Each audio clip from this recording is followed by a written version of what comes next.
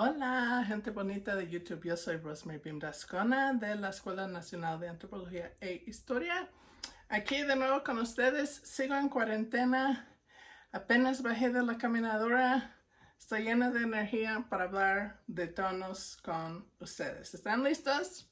En el video previo empecé a hablarles sobre el tono. Hablé de qué es la frecuencia fundamental. Mostré la vez pasada que dije que cangrejo es B, neblina, B, araña, B, tortuga, B, luna o mariposa, B. Mencioné la vez pasada que tenemos modos de transcribir los tonos en AFI. Puse aquí las pronunciaciones para San Baltasar Losicha. En Santa María Cuatlán, lo que llamamos el tono alto puede ascender algo. Quizás es un tono que sube de un nivel alto a un nivel extra alto. Entonces quizás en San Baltasar se dice B, pero en Santa María dice B, algo así que sube levemente. Esto también puede variar de persona a persona. Inclusive en un mismo pueblo es posible que encuentres estas dos pronunciaciones. Pero aunque algunas personas pronuncian el tono alto con un leve ascenso, no es un ascenso tan exagerado que el ascenso en el tono ascendente, que es B. Compárenlo. B, algo así. Bueno, y también mencioné la vez pasada que hay personas que pronuncian el tono bajo también con un descenso. Quizás es medio a extra bajo o medio a bajo, o podría ser bajo a extra bajo.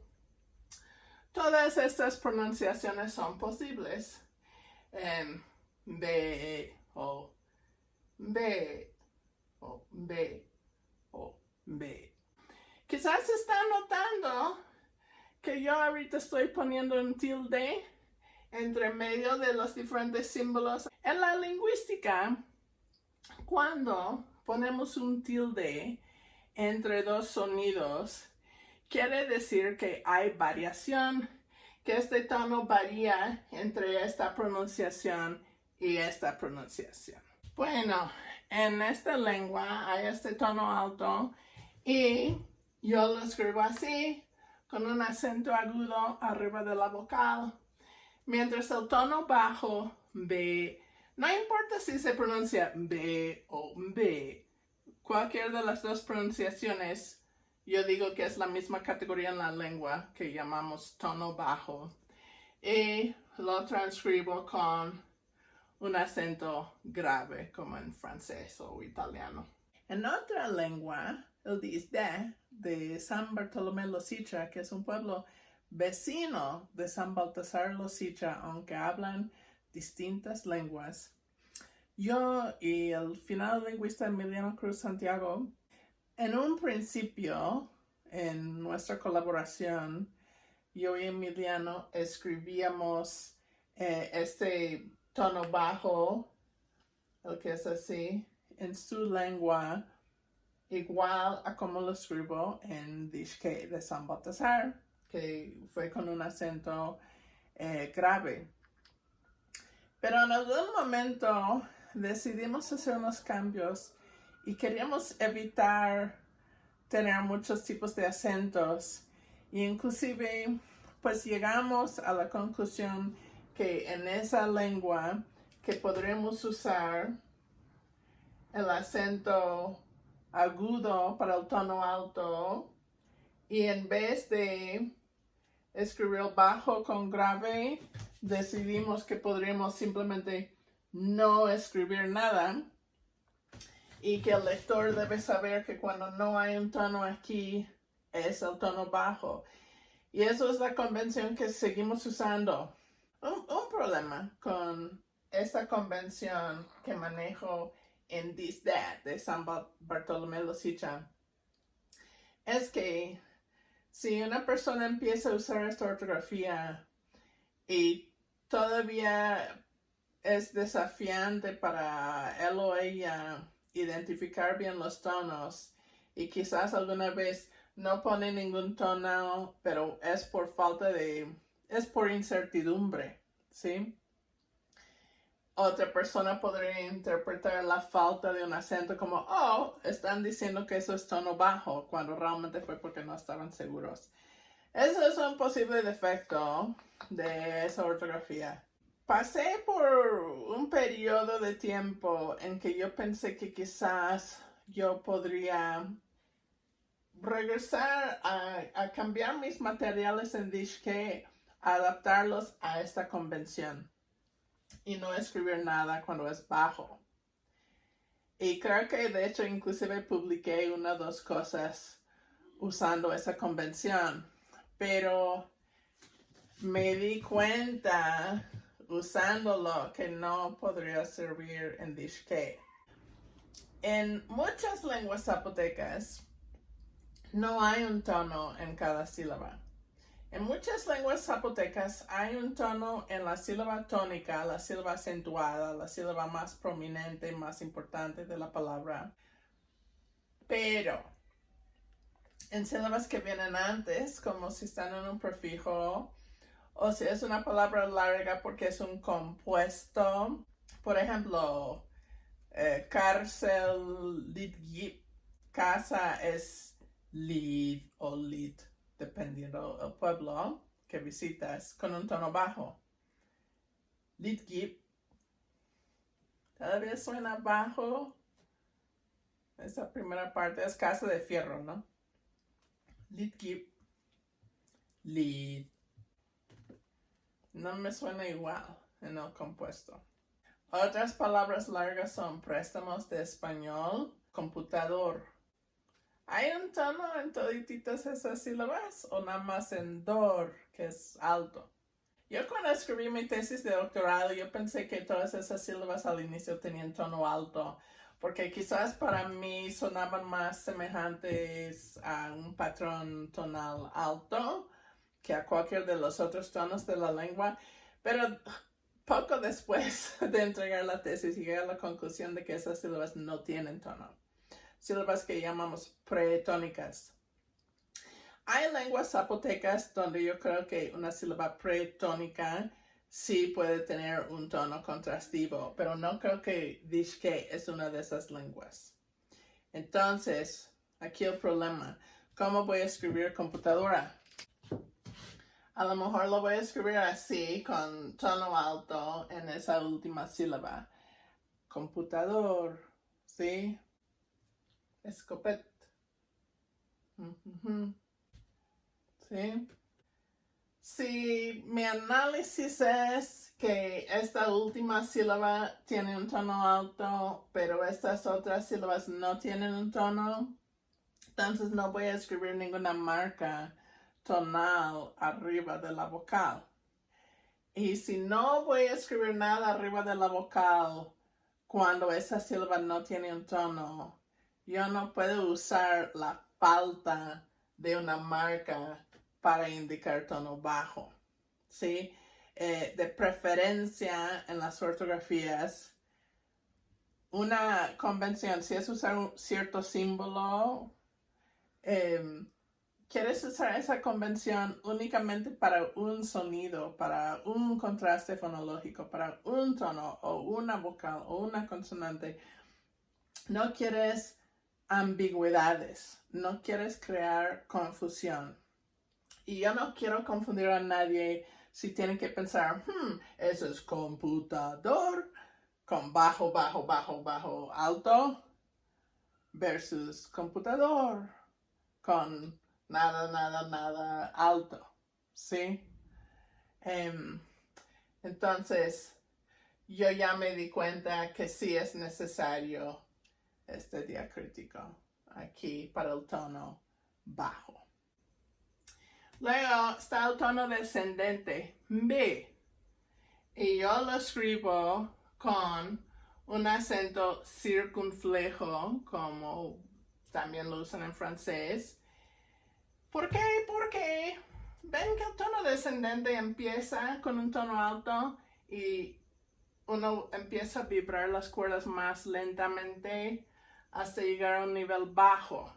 Entonces es como que empiezas con alto y terminas con bajo. Puedo como especialista hacer recomendaciones ortográficas para representar todos los sonidos que hay en la lengua, pero las personas que a final de cuentas van a realmente decidir y difundir las ortografías son las personas que las usan.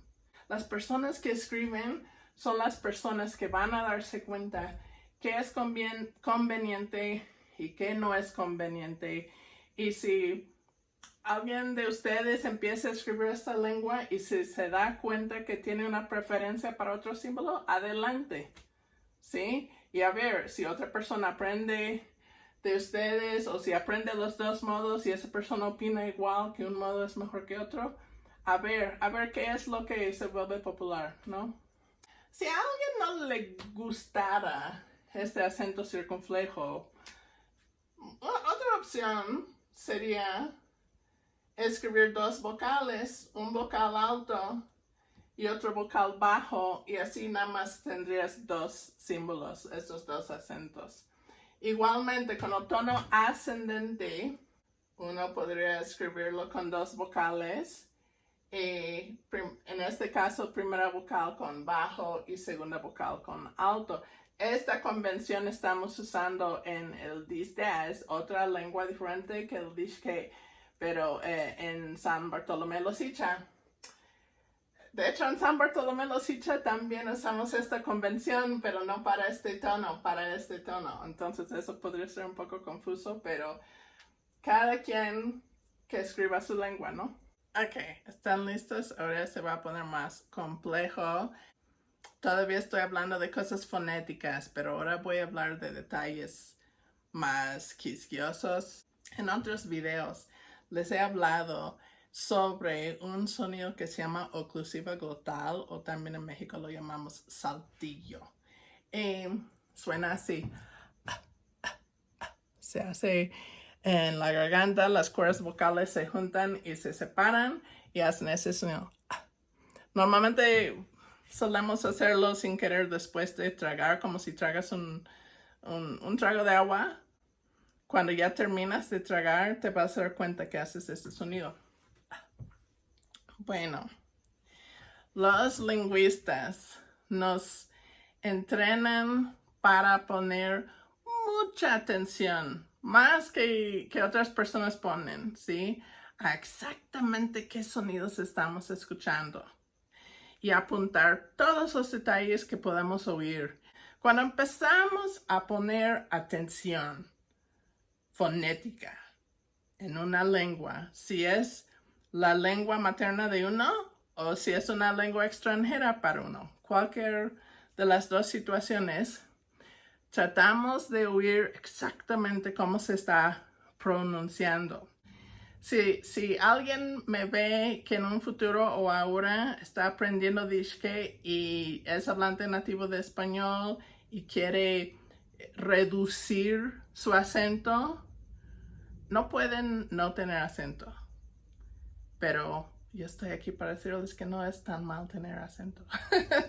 Está bien, ¿sí? Es parte de tu historia. Tu acento dice la historia de tu vida lingüística. ¿Cuál fue la lengua que adquiriste primero? ¿O cuáles lenguas aprendiste? ¿O cuáles lenguas olvidaste? Cada quien cuando abre la boca sin querer da señales de quién es y nadie debe avergonzarse o tratar de esconder su historia personal, ¿sí?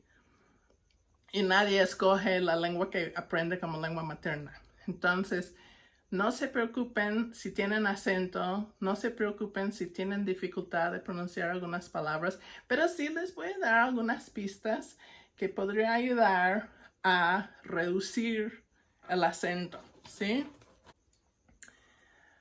Hay ciertos sonidos en dishke, que se llaman oclusivas sordas.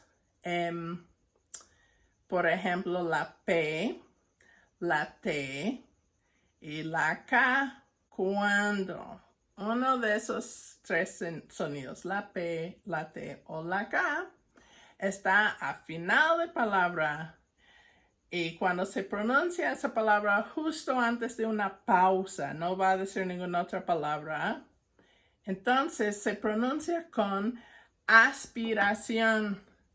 Posiblemente en otro video expliqué qué fue aspiración. A ver, está mi lengua nativa. A ver, van a ver si se mueve la hoja, ¿sí? Ok, primero voy a decir una palabra en inglés donde no se va a mover la hoja. Spit. Ahora voy a decir una palabra que es aspirada en inglés. La P es aspirada. Pit. ¿Sí? Hay suficiente aire saliendo para mover la hoja. Ahora, en zapoteco, coateco, dishke, ese mismo sonido de P se hace, pero no al principio como en inglés, se hace al final. Cicatriz, gip, gip. Se mueve menos que en inglés porque no hay una vocal justo después, pero todavía se mueve, ¿no? Gip. Sí se movió, ¿no? Gip. Eso es cicatriz. Ok, pero hay otros sonidos que se llaman fricativas sonoras, que en esta lengua, a ver, las voy a pronunciar como V, R, Z. Ahí está la Z de inglés que les mencioné la vez pasada, pero también es la Z de zapoteco. Oh, se me olvidó uno. V, R, Z, y son sonoras. Vibro mis cuerdas vocales. Con las otras fueron sordas. Pero estas son sonoras. En todos esos sonidos estoy vibrando mis cuerdas. Ok, esos sonidos que acabo de mencionar, que son sonoras, cuando están en esa misma posición, cuando se pronuncian al final de una palabra y antes de una pausa, estas no son aspiradas como las otras. Estas, al terminar de pronunciarlas, uno hace un leve saltillo. Vena, que es gib, gib. ¿Escuchan esa que hago al final? Gib. Estas consonantes sonoras en dishke se pueden volver sordas. Y ahorita les voy a dar un ejemplo. La palabra que quiere decir palabra o lengua es dish.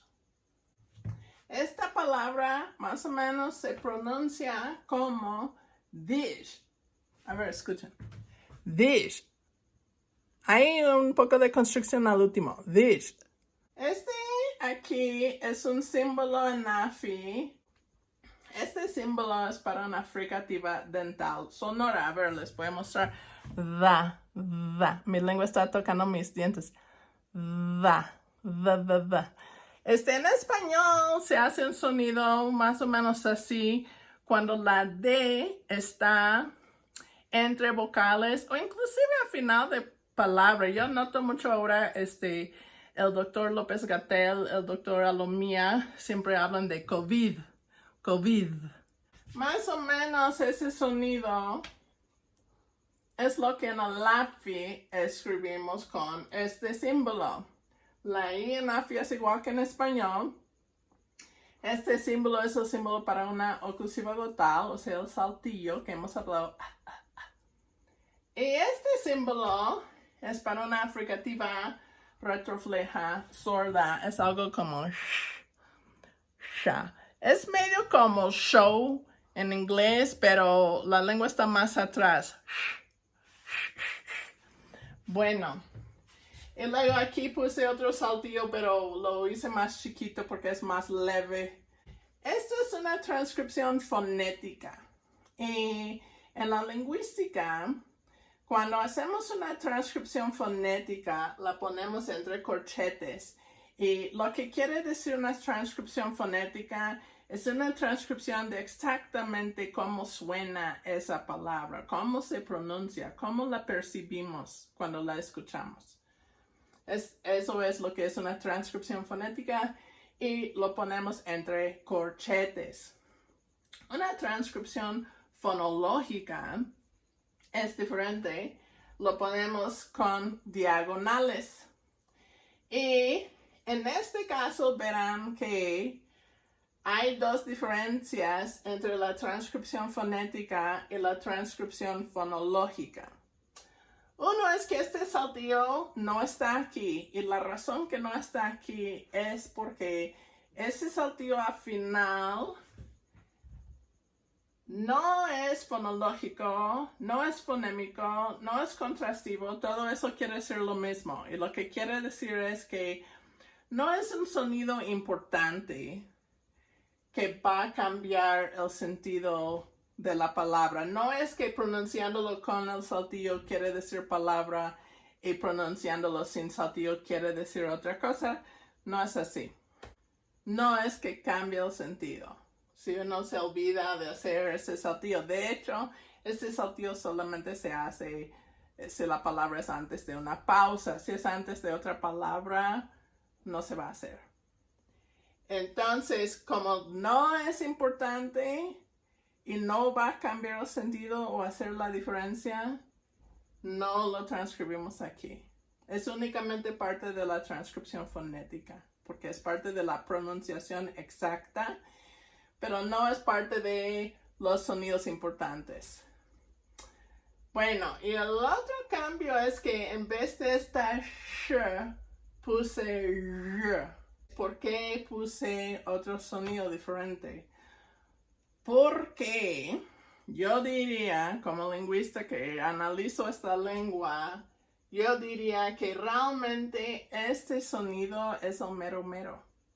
Ese es el sonido que realmente existe en esta palabra, pero cambia a este sonido en cierto contexto.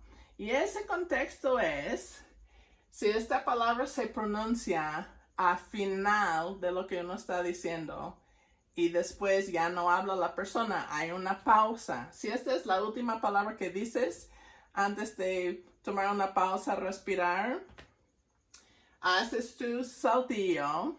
Y como esta palabra tiene un saltillo aquí, un saltillo que es fonémico, que es importante para el sentido de la palabra, porque acuérdense, B quiere decir algo diferente, totalmente diferente que en B, ¿sí? Ese saltillo sí es fonémico o fonológico, podemos decir. Y sí lo transcribo aquí porque es una parte importante de la palabra. Entonces aquí tenemos un gran saltillo, un saltillo robusto que siempre se pronuncia ahí. Y es una parte importante de la palabra. Y tenemos otro saltillo chiquito que a veces desaparece si la palabra no es la última antes de la pausa y no es tan importante, es como un detallito nomás. Bueno, pero si uno pronuncia esta palabra en aislamiento, por ejemplo, si yo pregunto a alguien, ¿cómo se dice palabra? Y esa persona me va a decir dish. O si uno está diciendo me gusta esa palabra o algo que termina en palabra y lo dice antes de una pausa, también esa frase que va a pronunciar va a terminar dish. Ok, en esa pronunciación tenemos esta oclusiva glotal y también tenemos esta otra oclusiva glotal. Y eso quiere decir que esta consonante, esta fricativa, está entre dos saltillos. La oclusiva glotal es una consonante que hacemos con las cuerdas vocales, juntándolas para prohibir que pase el aire por unos milisegundos y después abrimos las cuerdas vocales y permitimos otra vez que pase el aire y ese sonido cuando abrimos es lo que llamamos la soltura. de esa oclusiva glotal. La oclusiva glotal es la única oclusiva que existe en lengua oral humana que no puede ser sonora. ¿Por qué? Porque para producir una oclusiva sonora tienes que estar vibrando las cuerdas vocales y aire tiene que estar pasando por las cuerdas vocales para que estén vibrando, y no puedes vibrar las cuerdas vocales y también tenerlas cerradas tapando flujo de aire a la misma vez. Entonces la oclusiva glotal es sorda.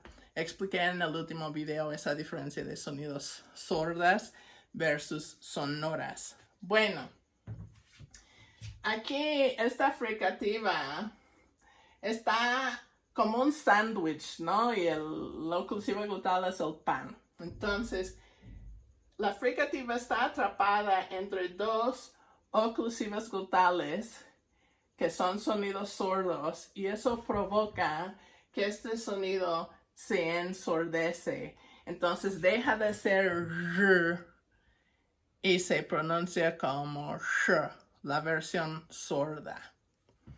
Y eso es algo fonético que se provoca por el contexto de estar entre dos oclusivas glotales. Ahora, quizás me van a decir, Rosemary, si tú preguntaste a alguien que habla esta lengua cómo se dice palabra y esa persona te dijo Vish con una fricativa sorda, ¿cómo sabes que esta palabra tiene una fricativa sonora en la transcripción fonológica?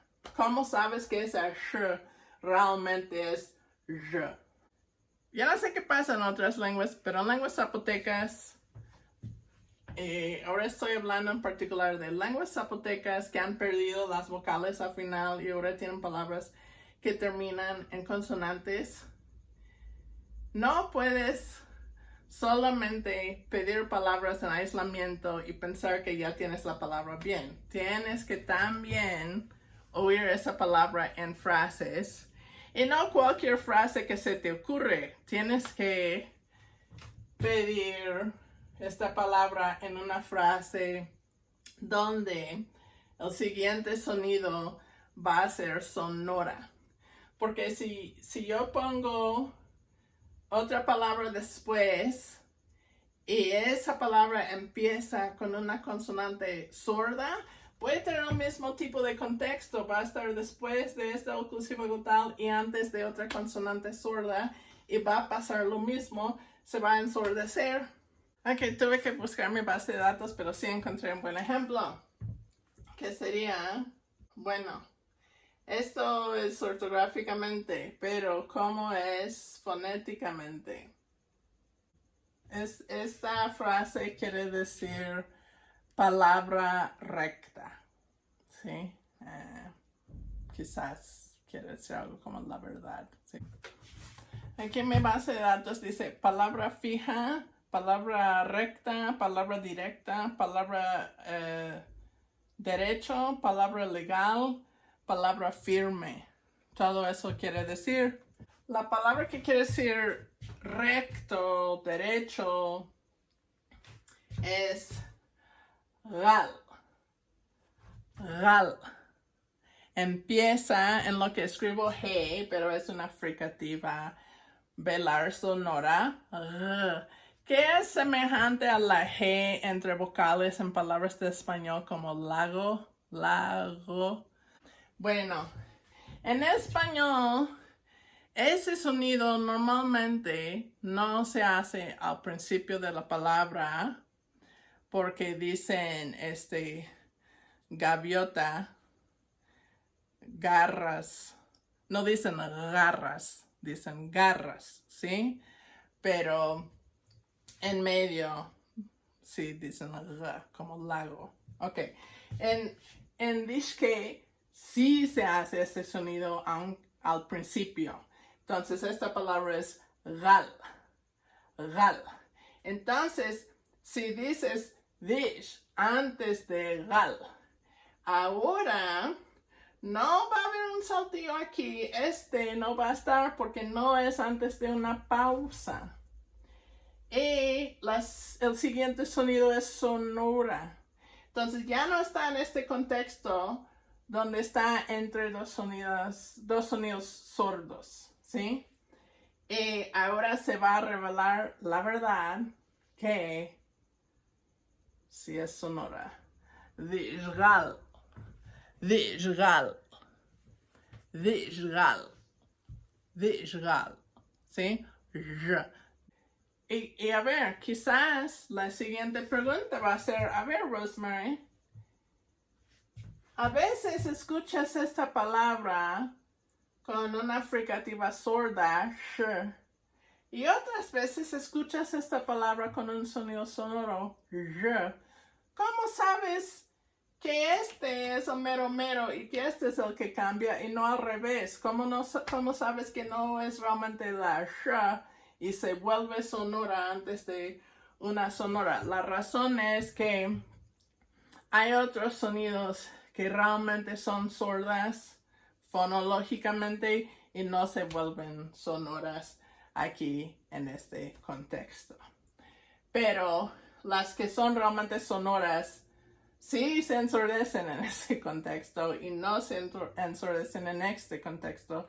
Entonces yo tengo que, si yo escucho algo así, tengo que probar pidiendo esa palabra en una frase para saber qué es la realidad. Ahora, ven que entonces yo tengo mi razón, de hecho tengo más razones, pero la razón principal que estoy mencionando ahorita, tengo una razón de decir que fonológicamente el sonido que es el último sonido en esta palabra es esta fricativa ya. Este sonido en la ortografía que yo uso para escribir esta lengua, yo la escribo ZH.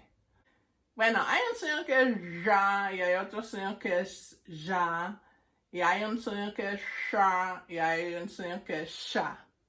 Y creo que todas las lenguas zapotecas todititas tienen por lo menos uno de esos 4 sonidos.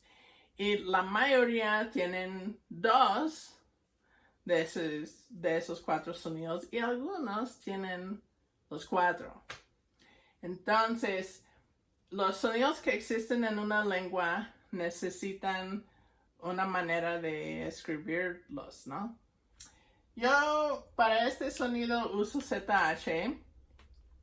En zapoteco del Istmo usan X para un sonido semejante y usan XH, a ver, bueno, sí, y usan XH para la sha, mientras que en la Sierra Norte es al revés. En la Sierra Norte usan esto para la sha y este sonido o estas letras para la ya o ya. Eso puede ser un poco confuso, ¿no? Porque si estás acostumbrado a una lengua de la Sierra Norte y quieres aprender zapoteco del Istmo, o si ya sabes escribir zapoteco del Istmo y vas a la Sierra Norte o lees materiales de la Sierra Norte, a lo mejor te vas a confundir porque quiere decir exactamente lo opuesto de lo que quiere decir en la otra región. Ahora, si yo estoy desarrollando una ortografía para una lengua zapoteca de otra región, yo podría pensar, esto es tramposo, porque no quiero que la gente se confunde pensando que es como en el Istmo o pensando que es como en la Sierra Norte. Quizás mejor uso otro símbolo diferente para no causar confusión. O quizás eso no es algo que le importa a uno, ¿no? A ver, en la Sierra Sur, yo sé que los maestros bilingües de la Sierra Sur tienen otra convención, que es escribir X para la sha, igual como en la Sierra Norte, pero para la ya o ya, usar una X subrayada. Entonces esta palabra probablemente escribirían así, D y apóstrofe X subrayada. A mí personalmente no me convence esta convención porque creo que no es muy práctico, porque si estás en una computadora puede ser algo difícil subrayar una sola letra en este es más fácil porque está al final, pero ¿qué tal si ese sonido está en medio de la palabra? A veces la computadora quiere subrayar toda la palabra y no es así. O bueno, quizás vas a tener control S cada vez para subrayar, qué sé yo, pero a mí se me hace como latoso. Pero cada quien lo suyo, ¿no? Si usted está usando esta convención y le gusta, siga usándolo. Si está usando la convención de la Sierra Norte o la convención del Istmo, puede seguir, ¿no? No hay, como dicen los mexicanos, no hay pedo. Así puedo decir esa frase en esta situación. Estoy apenas adquiriendo. A ver. Perdón si estoy usándolo mal. Pero yo tengo mi ZH. Realmente fue una decisión de Terence Kaufman. Él me dijo usar ZH, pero ya me acostumbré a usar ZH. Y creo que no tiene el problema de subrayar y tampoco me confundo con ser como... No quiero escoger entre la Sierra Norte y el Istmo. Me caen bien todos, ¿no? Entonces, tengo mi ZH. Ok, pero ustedes pueden pensar en otras. En el nombre de esta lengua, yo lo escribo así, aunque nunca se va a pronunciar sonora R. ¿Por qué? Porque la K es sorda. Entonces esto siempre se va a pronunciar como la fricativa sorda. Dicho que yo lo escribo así porque yo sé que este sonido fonológicamente es este sonido y que nada más se está ensordeciendo porque es antes de una K. Van a escuchar que sí se pronuncia con una fricativa sorda, pero fonológicamente es una fricativa sonora. Ok, ahora sí, voy a avanzar. En esta lengua de San Baltasar, cuando dije que cuando una palabra termina en una fricativa sonora, V, Z, R, y cuando es la última palabra antes de una pausa, que se va a pronunciar un saltillo leve. Resulta que también antes de una pausa hay un saltillo leve que va a desaparecer cuando la palabra no es antes de una pausa. En ciertas otras palabras. ¿Cuáles son? En palabras que terminan en una vocal. Si esa palabra se pronuncia antes de una pausa, va a haber un leve saltillo en palabras que tienen tono bajo o tono ascendente. Y este saltillo sí es leve, no es tan fuerte, no es tan robusto que el otro saltillo. Voy a pronunciar estas 5 palabras otra vez y se van a fijar al final de la palabra y darse cuenta que no va a haber uno con el tono alto, que sí va a haber uno con el tono bajo, que no va a haber uno con el tono descendente, que sí va a haber uno con el tono ascendente y que en esta otra palabra va a haber uno, pero va a sonar más fuerte. B, B, B, B, B. ¿Sí lo escucharon? B. Hay una leve saltillo ahí. No es tan fuerte como B, pero sí está ahí. B. Hago eso al final. B. Cuando la palabra termina en vocal, va a haber un saltillo con esos dos tonos. Ahora, hablé en el primer video que hice en esta serie. Bueno, estuve llamando la serie Lingüística para no lingüistas, pero ahora lo voy a llamar Lingüística para todos, porque igual hay estudiantes de lingüística que quieren ver.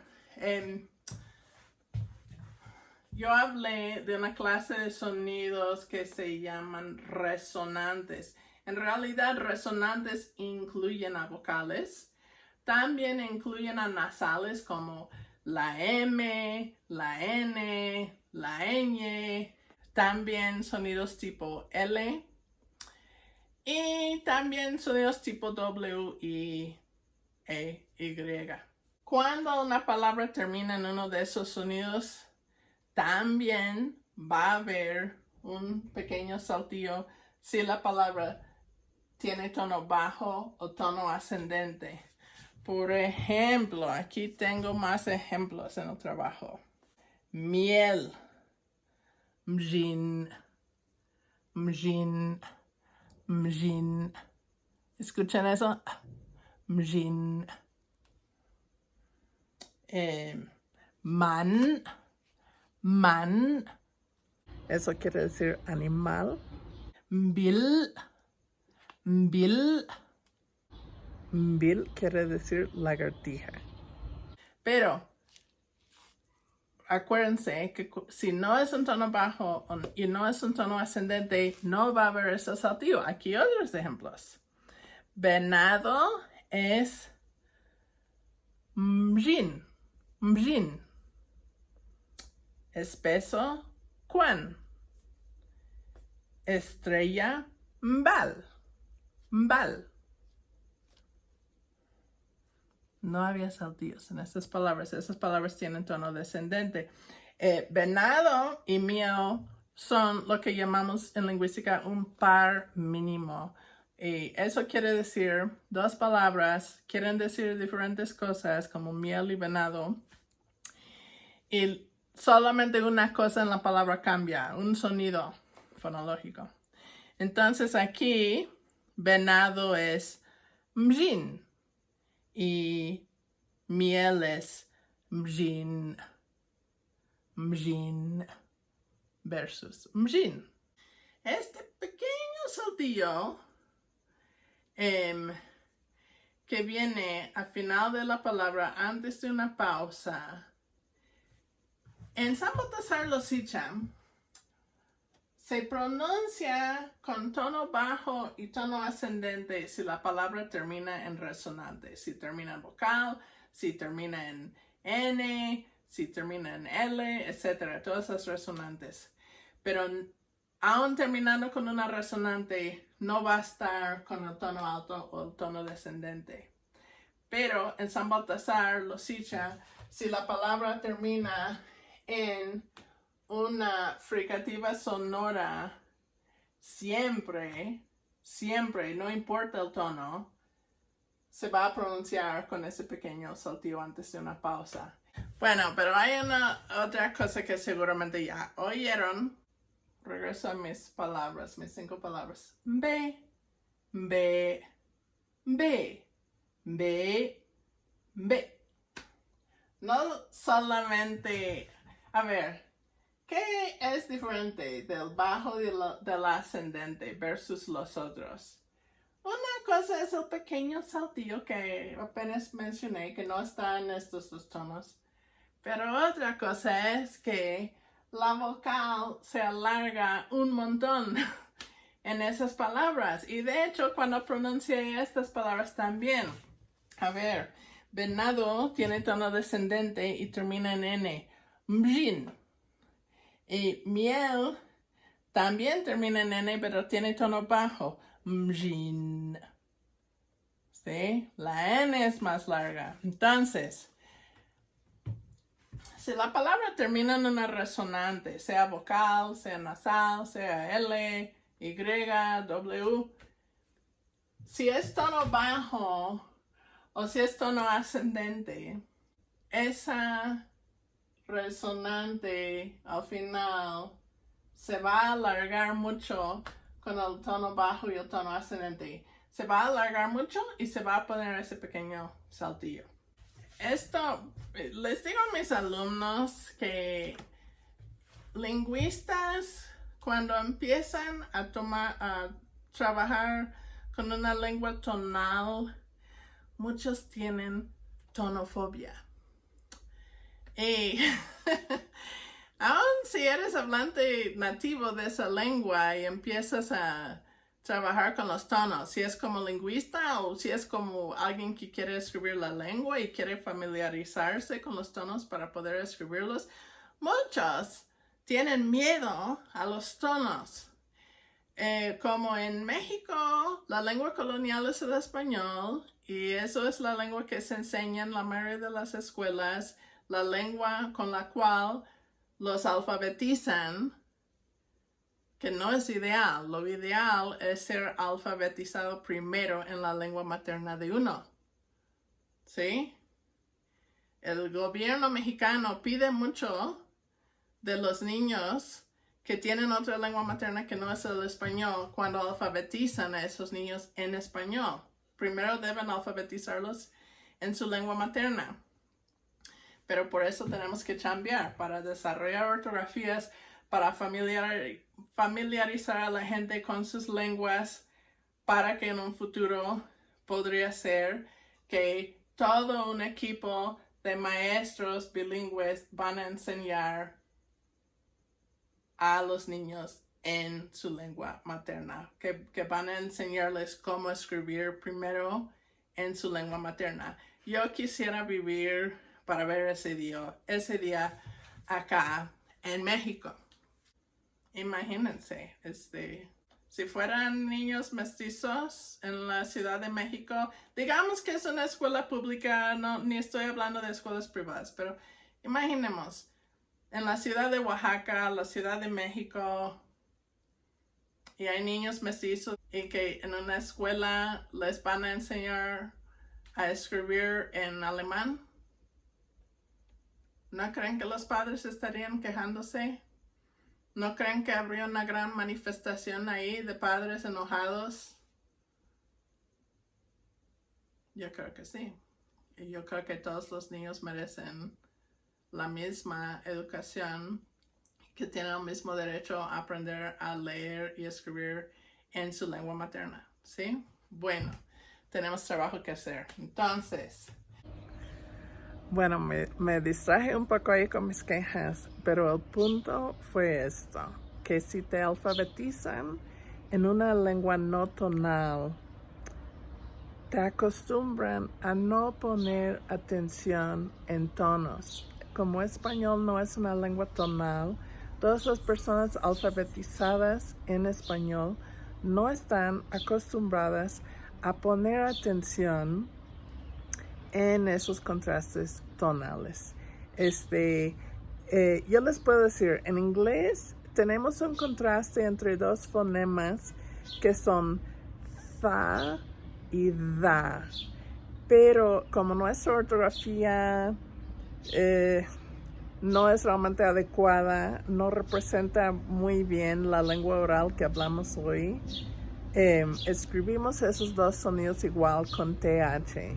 Y aunque yo como hablante siempre estuve produciendo correctamente la pronunciación de palabras con esos dos sonidos, y sí podría detectar bien cuál de los dos otro hablante estaba haciendo al pronunciar una palabra, porque yo sí entendí cuál palabra querían decir, si querían decir ether, que es una especie de gas, o either, que es o uno o el otro. Yo podría producir los sonidos y podría percibir los sonidos, pero no estuve consciente de que había una diferencia en esos dos sonidos, porque a ambos sonidos en inglés los escribimos TH. Y fue hasta que estudié lingüística que me di cuenta de que realmente sí eran diferentes fonemas. Es así ahora con la situación que tenemos aquí, que mucha gente que habla lenguas zapotecas, bueno, la mayoría de las personas que hablan lenguas zapotecas hoy día son personas bilingües en esas lenguas y en español, ¿sí? pero en la mayoría de los casos únicamente la gente es únicamente alfabetizada en español y español no es una lengua tonal, entonces en la escuela no los han acostumbrados a poner atención en diferencias tonales porque son diferencias que no existen en español. Entonces, al aprender a escribir zapoteco, aunque uno tenga zapoteco como lengua materna, cuesta, es más difícil aprender a distinguir entre esos sonidos para poder escribirlos. Pero sí es posible, no es imposible. ¿Vamos a escribir los tonos o no? Yo digo, ¿por qué no? Entonces, si vamos a escribir los tonos, tenemos que saber cuáles tonos hay en cada lengua. Tengo contacto con muchos maestros bilingües. A veces asisten a talleres que he dado y a veces vienen muy seguros diciéndome que tienen cierto tono que no es. Sí, había un señor que me decía con mucha certeza que algún tono era un tono descendente, pero era un tono ascendente. Y eso realmente es un error muy común. Yo también y mis alumnos también hemos pasado por eso, que muchas veces cuando empezamos a familiarizarnos con tonos, confundimos diferentes tonos de contorno. Pensamos que el ascendente es el descendente o pensamos que el descendente es el ascendente. Hola, estoy aquí en mi cama, estoy editando video y en esta parte empecé a tratar de explicar la diferencia entre ascendente y descendente y cómo uno puede distinguir diferentes tonos, pero creo que se volvió muy complejo y confuso. Por ahora, nada más les voy a decir que un patrón ascendente se usa mucho en inglés y español, bueno, para formar preguntas, ¿sí? Por ejemplo, ese sí, que apenas dije, yo digo mucho en los videos eso, noto que digo, sí, para ver si me están entendiendo, ¿no? Ese sí, eso es un patrón ascendente, pero nada más ahorita quise mencionar que he decidido que en las próximas semanas, si puedo convencerle a mi hija, que creo que sí, esperemos, voy a hacer un video donde voy a demostrar una metodología para identificar diferentes patrones tonales. Entonces yo podré hablar en más detalle en otro video sobre eso para no alargar este video o llenarlo de demasiadas complejidades. Entonces, en un futuro pronto voy a hablar con más claridad sobre la identificación de diferentes tonos para darles unas herramientas útiles que podrán usar. Pero por ahorita sigo con este video mencionando unas propiedades fonéticas de los diferentes tonos de Dich que hablé en ese trabajo que voy explicando. Estamos hablando de maneras de vencer la tonofobia, ¿sí? En mi caso, que yo ya había estudiado algo de lingüística, a mí me tomó todavía tiempo para vencer mi tonofobia. Yo estuve trabajando en un proyecto en Catemaco, Veracruz, y fui por 9 semanas.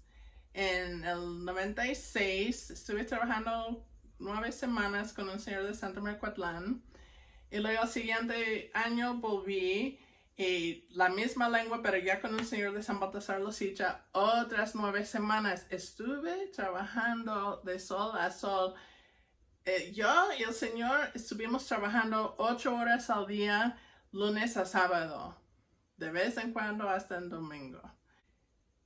Todo el día. ¿Cómo dices miel? ¿Cómo dices venado? ¿Cómo dices árbol? ¿Cómo dices espeso? Yo transcribiendo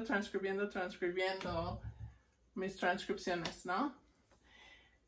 Y yo sí tenía tonofobia, yo sí tenía inseguridades, yo sí estuve haciendo errores, pero en los últimos días del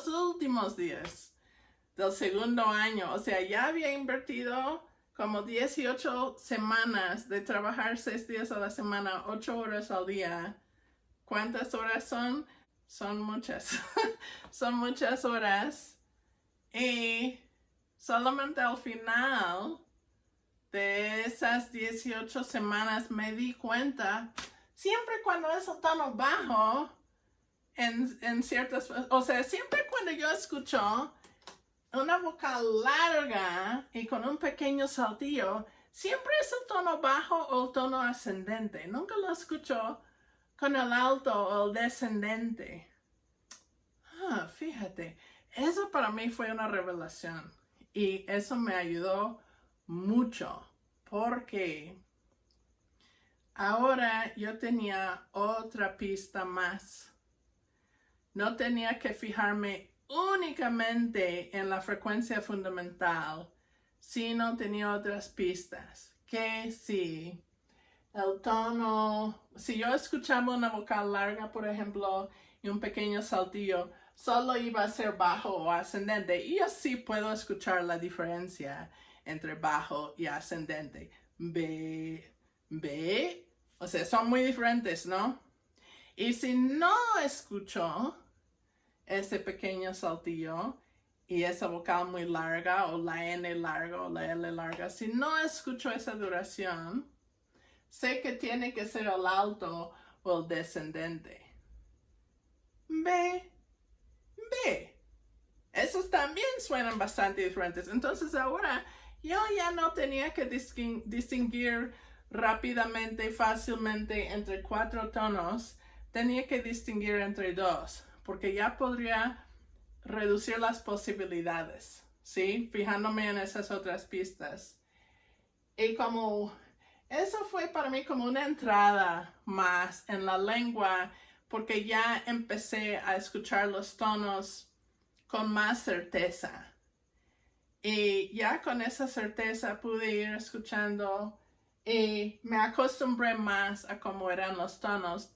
Y después realmente no tendría que fijarme tanto en todas esas pistas porque ya escuchaba el tono bien. Y bueno, obviamente en B es muy diferente porque es glotal. En este trabajo, que acuérdense que la idea de estos videos es que estoy explicando cosas que he publicado. Estuve explicando en este trabajo que la duración de resonantes a final de palabra es un correlato de los tonos bajo y ascendente en esta lengua dishke. Y hay otras lenguas zapotecas que, hablando de las consonantes resonantes como la N, por ejemplo, o la L, sí hay otras lenguas zapotecas que tienen un contraste entre una L corta y una L larga, o una N corta y una N larga. Y de hecho, eso es algo que reconstruimos para la protolengua. Y aquí mostré con unos datos, bueno, aquí estuve citando a Kaufman, pero hoy día tengo mi propia reconstrucción y les voy a mostrar algunos ejemplos. Bueno, estuve diciendo que hay otras lenguas zapotecas, no dishke hasta donde he analizado hasta ahora, pero hay lenguas, por ejemplo, en la Sierra Norte y en valles centrales en el Istmo, donde hay una L larga y una L corta, una N larga, una N corta. Aquí tengo unos ejemplos con Ns y Ls. Y en llama, la palabra llama y también la palabra mamey, en proto-zapoteco, estas formas con el asterisco son mis reconstrucciones para proto-zapoteco. Tenemos, bueno, fue LD en ese entonces, según yo, pero la LD fue larga. Peldak. Peldak. Aquí, kelda. Kelda. ¿Sí? Y aquí en estos dos ejemplos de venado y miel, de hecho se reconstruyen igual en cuanto a las consonantes y vocales. Únicamente serían diferentes de tono, yo creo, pero no he reconstruido tono todavía. Estoy trabajando en eso. Venado y miel se reconstruyen pechina. Pechina. Con una N, no una N larga. Hay otras palabras que tienen N larga, por ejemplo, Yonatres. Eso es con una N larga. Ok, pero venado y miel se reconstruyen ambas, se reconstruyen con una N corta. Y llama y maguey ambas se reconstruyen con la L larga. Pero en Cuateco de hoy, en Disque de hoy, la L y la N son cortas en la palabra llama y la palabra venado. Estas dos palabras tienen un tono descendente.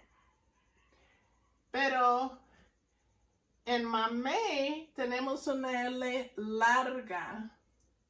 Yo sé que hay otros símbolos aquí que no he explicado todos. Pero quizás por ahora nada más quiero llamar su atención a estos dos triangulitos. Se ve como dos puntos, pero realmente no son puntos, son triangulitos. Estos dos triangulitos quiere decir que el sonido justo antes se pronuncia muy largo. Entonces, esto quiere decir que L es larga. Aquí el tono, aprendimos en el video pasado que esto es un tono ascendente. Yal, yal, eso es mamey. Val, eso es llama, val. Venado, mbrin, mbrin. Miel, mbrin, mbrin. Aunque se reconstruye con la N corta, la N simple, no con la N doble o geminada, llamamos. Se pronuncia larga hoy porque tiene este tono bajo. Entonces, esto es para mostrar que la duración fonética de una L o una N o semejante sonido hoy día en Cuateco no es porque viene con una palabra que históricamente tenía una N o una L larga, porque hay palabras que se reconstruyen con la N simple y se pronuncian con la N larga, y hay palabras que se reconstruyen con una L larga, pero se pronuncian con una L más corta. Y eso, yo creo, es debido a los tonos. Porque esto es 100% que en esta lengua, cuando tienes el tono descendente, no se alarga. Pero cuando tienes el tono bajo o el tono ascendente, sí se alarga. Yo sé que esto se está volviendo complejo. Bienvenidos a mi mundo de complejidades. Yo estuve segura que este trabajo lo iba a terminar en 2 videos porque es muy simple, pero estoy viendo que es complicado. Entonces, creo que sí va a haber una parte 3. En la parte 3 voy a estar hablando de, por ejemplo, qué pasa con los tonos cuando agregas pronombres después de un sustantivo, cuando conjugas verbos, qué pasa con los tonos. Esas cosas voy a hablar en el próximo video. Ok, por ahora espero que lo hayan seguido más o menos. Sé que es complicado, sé que si está enredado, pues sí lo entiendo. Si no entendieron todo, no se preocupen porque quizás van a entender la próxima cosa, o quizás lo vuelvan a ver, o quizás en otro futuro, cuando estoy hablando de mi tesis, lo vuelvo a explicar y encuentro la manera más clara de decirlo. Entonces, ¿qué más hay que decir? Nada más que descansen, que se cuiden, que se queden en casa, que tomen precauciones. Bueno, ahora sí me despido. Schnogo.